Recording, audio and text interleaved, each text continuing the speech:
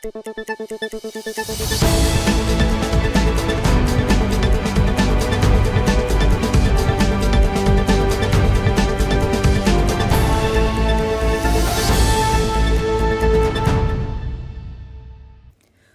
to Kayhan Life. This is your weekly Iran news update. Outgoing US President Donald Trump asked his top national security advisors what options were available for attacking Iran last week, but later decided against the move, according to a US official.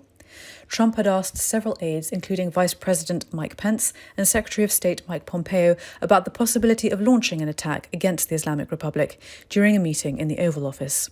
Details of the meeting were published in the New York Times, which also reported that Trump's advisors had persuaded him not to go ahead with a strike. The one-year anniversary of the November 2019 protests was marked around the world this week.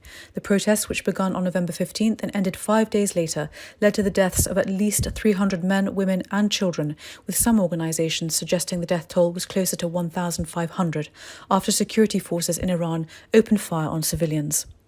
The Iranian government also ordered an internet blackout during the protests, which prevented Iranians from accessing online platforms and websites. Despite international criticism of the blackout at the time, the internet in Iran was disrupted again this week. Cyber watchdog NetBlocks confirmed a partial disruption to the service from 7:30 p.m. to 10:30 p.m. local time on November 16th, as Iranians mark the anniversary of the protests.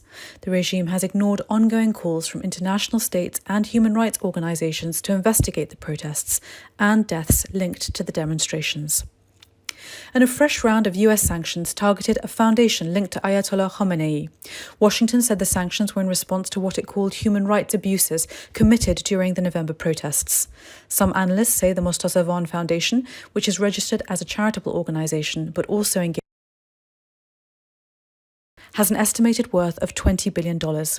Insiders with knowledge of the foundation have said the organization has amassed vast wealth through the confiscation of hundreds of companies and properties since the Islamic Revolution in 1979, directly impacting Iran's economy.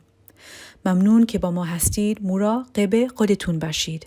Thank you for listening and stay safe.